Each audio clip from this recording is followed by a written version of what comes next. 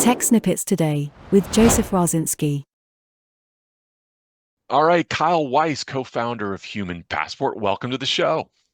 Thank you so much. I'm stoked to be here. Yeah, dude, I'm totally looking forward to it. Let me take a step back and talk through a little bit of the concepts or ideas that I think we can jump into in a second here. So one of the biggest challenges with blockchain at the moment is identity and privacy. How we can identify someone or something, but keep their privacy, right? That's a huge deal these days. So if you're less connected to the blockchain world, you might not be aware that if you have a wallet address of someone, you can actually see all of their assets, all of their transaction history. It's like being given their bank statement, where and then you're able to look through each thing. It's zany to think about, but that's sort of the state that we're in right now.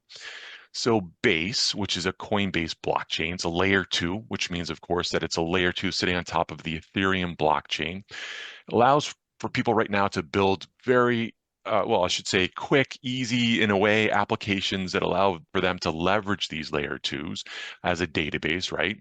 And it's doing fantastic volume, more than transactions you might see on Solana right now. But with that growth comes tons of risk. You have bots, you have Sybil attacks, you have airdrop hunters flooding the network.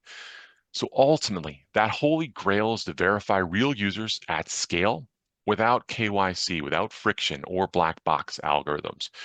So enter into the conversation. We have Human Passport, previously known as Gitcoin Passport, and Kyle here to walk us through some of these concepts and ideas that are really paramount to moving forward in this space within Web3 and beyond. So before we start, Kyle, I really want to get sort of your backstory, what led you in this direction to co-founding Human Passport, and then we'll get into all about what Human Passport's working on in just a second. Yeah, for sure. Well, thank you again for allowing me to sort of talk about this space and the things that I'm passionate about. Backstory for me, whenever we looked at creating Human Passport, some of the things that I've very much been interested in is sort of financial sovereignty, which is like a big promise of the Ethereum network in particular. And for those of you who aren't familiar, sovereignty really just sort of means like you own the ability to do a thing independently. So if you have your wallet offers some sort of like financial sovereignty that's saying like not your keys, not your crypto, I think is very relevant as well, because it really is something that you own in your possession and you have the ability to use.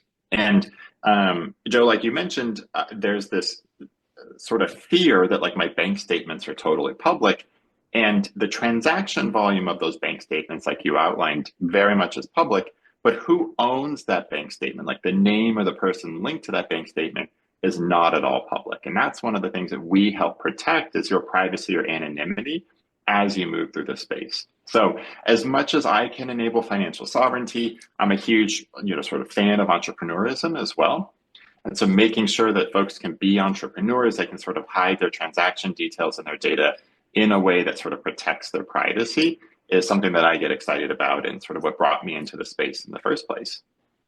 Amazing. Okay. So when we think about Human Passport, ultimately, what does that look like? What are people interacting with? What ultimately comes from all of this out of curiosity? Yeah. So Human Passport, the goal that we set out, sort of our mission is to help people prove that they are a unique human in non-doxing ways. And if you're doxed, that means someone knows your name or your address or all sorts of personally identifiable information about you. And so Passport's approach, what's unique about our approach is we are what we call a meta aggregator of other identity mechanisms. And so there's a guy named Brian Ford who back in the 80s started thinking about online voting systems, originally through the phone. One of the research that Brian put together is he talks about kind of 4 ways to prove that you are a unique human in a virtual space. One is KYC. So if you're okay sort of presenting government IDs and you trust the government that's issuing it. The second is biometrics. We see that with palm scanning, iris scanning, sort of face scanning, whatever that might be. The third is with like social or web of trust. If Joseph says that I'm a human and I trust him, then I can sort of assume that whoever he's vouching for is appropriately human as well. And the fourth is in-person verification, We see this with voter rolls in India when you'd have to dip your thumb in ink and it's like sort of proven that you voted and you can only do that once. There's sort of confirmation of that. So Passport's approach has been really focused on meeting users where they are and enabling them to verify across all four of those different metrics, sort of verification mechanisms. So the one that's most relevant to Base actually is us going through and reviewing activity, transaction history, those sort of bank statements without knowing who owns that account to try and confirm, is this a real human who's making these transactions? Or is this something more akin to a bot or a Sybil behavior and not someone that's like more human interactions? Wild. And I love this stuff because I've been trying to understand it, and I've been talking about it since 2017. And it's one of those things that's like, you described those four examples perfectly. So is this a choose your own adventure where someone could take and use each one of those in a way? Or is it you're presenting, okay, there's two or three options here that could work best in this space, and then that's what people would then be able to leverage? Yeah, great question. So the way Passport's set up is we really focus on a score, so a unique humanity score.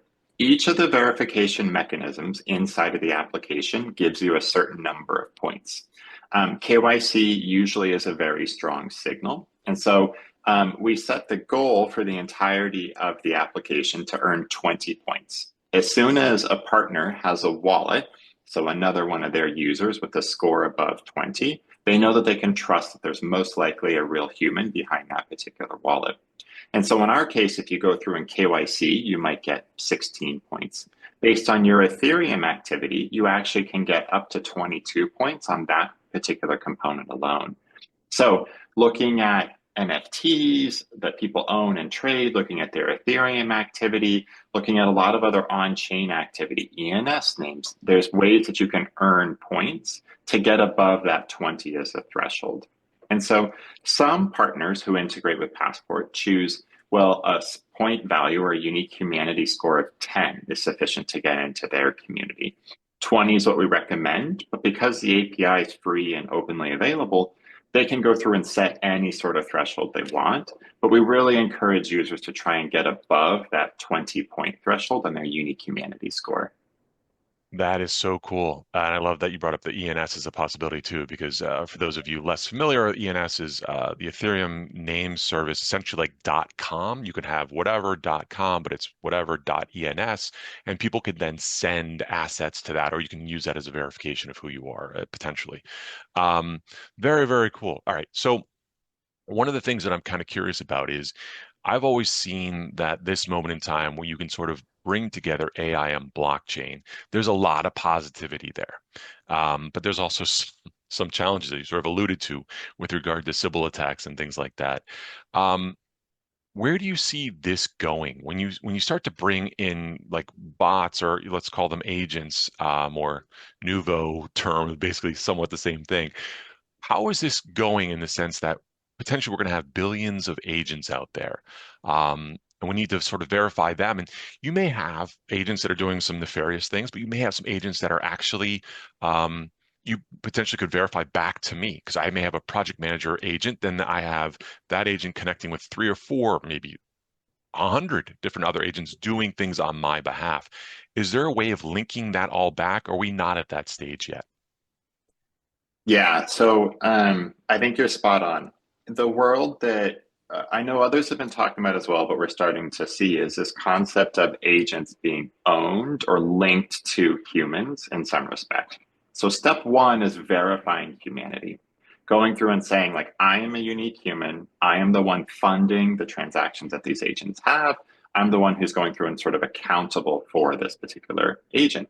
And usually what you want to have happen is you want to, in sort of financial spaces, you want to make sure that the human has what are called clean hands. So you want to make sure that they're not on a ban list, they're not from North Korea or from Iran or other places that you can't do much financial interactions with.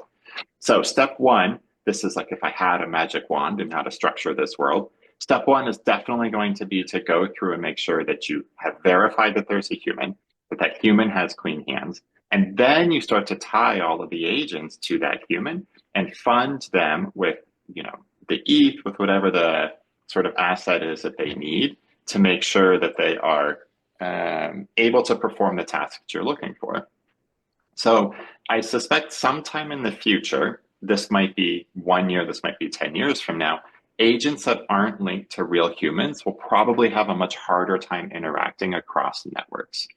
And the reason why is because it's much harder to trust where they came from, the actions they're taking, and who's sort of accountable for that performance in that regard.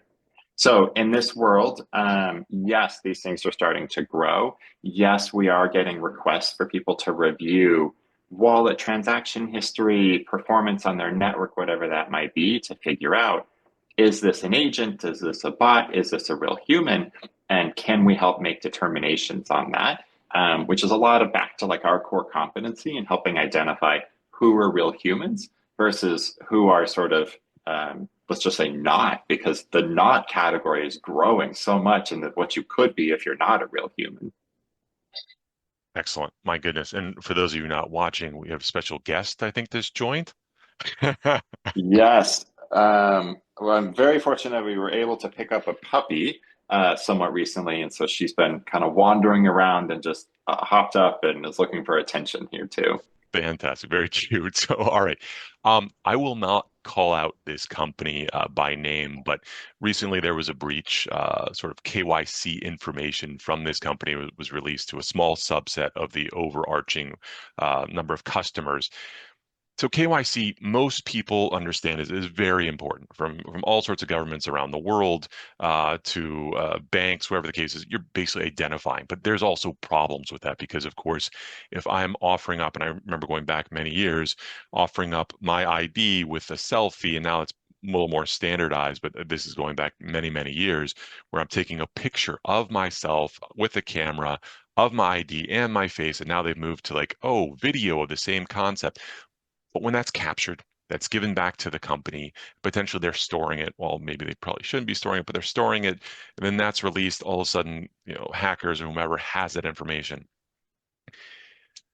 What what are your thoughts on KYC in general? Do you think that we essentially have to have that, or are there ways to better safeguard in combination with what you're describing here? But do we still feel like that's an important necessity in this world, or can we move past that? Gosh, I wish we could move past it. So one of the things, this is a little esoteric, so pull me back if you need me to. But one of the things that's really interesting about sort of the global political landscape is it's uncommon for us to go to war, sending troops. We're trying to do that less and less, each of the nations are. But instead, we impose our will through financial sanctions. And financial sanctions as a means to sort of coerce organizations, to coerce countries, to coerce sort of groups into actions that we prefer is sort of reliant on a way of doing KYC and knowing who the customers are that you're interacting with. So there's going to be this natural tension, I suspect, between those of us who don't want to see KYC come to fruition, where things like proof of clean hands might become sort of government regulated and required. But then on the other side, all of us that are unbanked or don't want to provide that information might set up sort of duality in economies. So going through improving one's unique humanity, I think, is critically important. There are going to be some that are required, some government agencies, some organizations, institutions. Candidly, I think it's only a matter of time before a lot of the DeFi space is going to start to require people to prove that they have clean hands whenever they're interacting with their protocols. We're seeing this even with different layer twos that require people to prove they have clean hands before they can bridge on to their network to help ensure that the transactions and interactions between the network are safe between their users. So there's very much a difference between, what KYC proves, which is not only that you're human in most situations, but that also you are a part of a nation that's not being sanctioned, compared to just sort of the vanilla unique humanity. I am a human. I don't care what sort of free market, non-free market you're a part of. You're okay with interacting in this world. So as long as we have governments that are very interested in imposing financial sanctions, I suspect KYC is going to stick around. But for a lot of our day-to-day interactions, instead of me Venmoing you, I could just send you, a stable coin or a particular asset using blockchain networks. I don't suspect that's going to require KYC. Okay. No, that's very helpful to hear, and it makes a lot of sense. Okay. One of the things that, not to get too techy, but I will go down this road if you will indulge me, that have been preaching about and a big fan of are ZKP, so zero knowledge proofs. Is that an instrumental component of what you're talking about, or am I missing the boat? Yes and no. So definitely not missing the boat. The power that ZK proofs bring about is really, really impactful. And just to kind of confirm, my understanding of ZKPs as you think about them, what a ZK proof does is it allows me to take a piece of information, encrypt it in a way that I don't know what it actually says, but I can still prove that the thing that you're talking about or that you say that it is actually true. So in this particular case, if I go through and create a ZKP using, a nullifier or a hashing system of a KYC credential, there's a whole bunch of acronyms stuffed in that sentence right there. But if I take my government ID and I try and encrypt it in a way that I can still prove that the information inside that government ID is true, some of the goal of this was, we've talked about this as the Holy Grail. You walk up to the bar at the bartender and they say, okay, show me, prove to me you're over age 18 or over age 21. You show them an entire ID that has your address, it has your voter preference, it has all these other things, when really all that bartender needs to know is, yes, this person is over the age of 21 and perhaps a picture to confirm who you are. They don't need to know your name. They don't need to know anything else about you.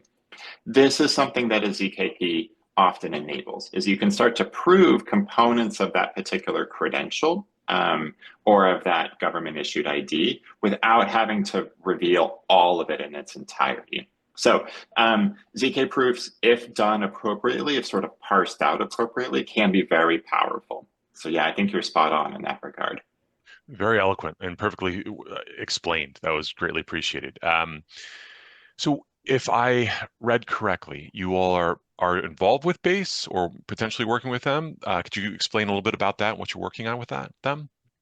Yeah. So we have a sort of wonderful storied history with Base. Whenever I was still at Gitcoin and working on Passport, we had launched Layer 2 as well, called PGN, the Public Goods Network, and had the chance to work with Jesse on the Base side as we were working with Optimism, sort of a close cohort to make sure that Layer 2s and how the superchain was getting set up was sort of appropriate. And so fast forward today, we still have a very close relationship with the Coinbase team, with a lot of their identity team as well, and really happy to bring what we call our models.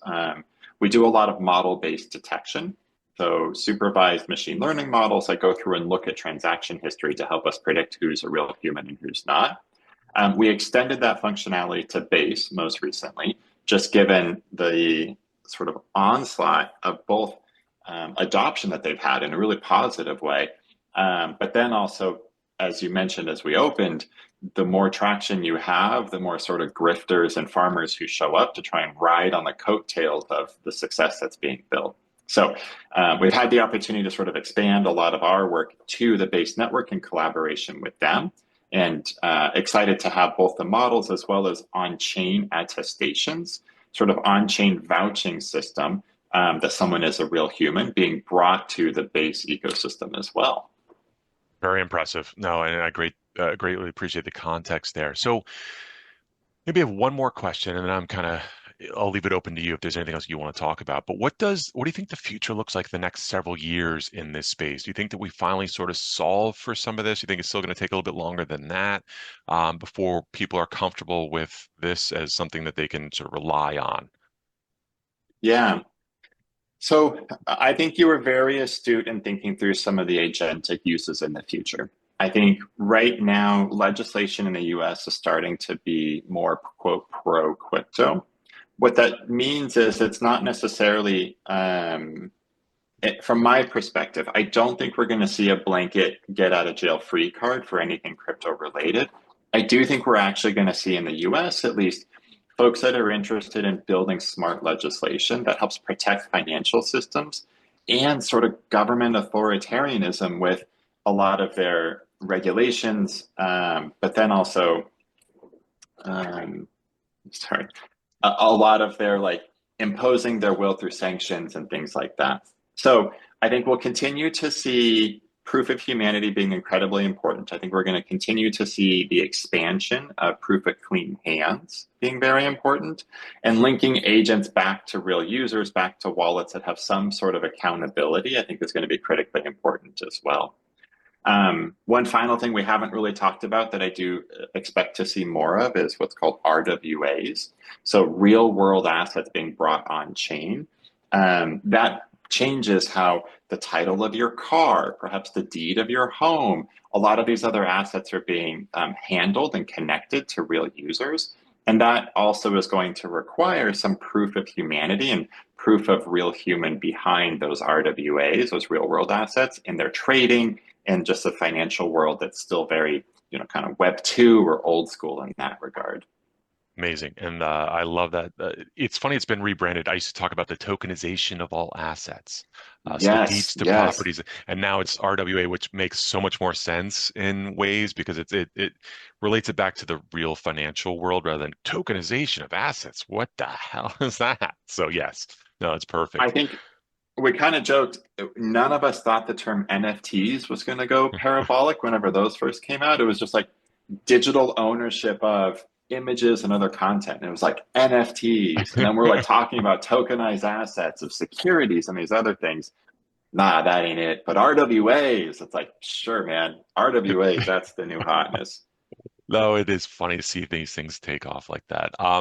Kyle, it's been absolute pleasure. I love what you guys are working on. To me, it's near and dear to my heart because it's important. It's super important, especially now with the advent of AI jumping in so many different directions. We need to know that people are people and agents are agents, and that's fine. It's no big deal. It's just a matter of sort of bifurcating those and then being able to trust all of this at the same time. So thank you so much.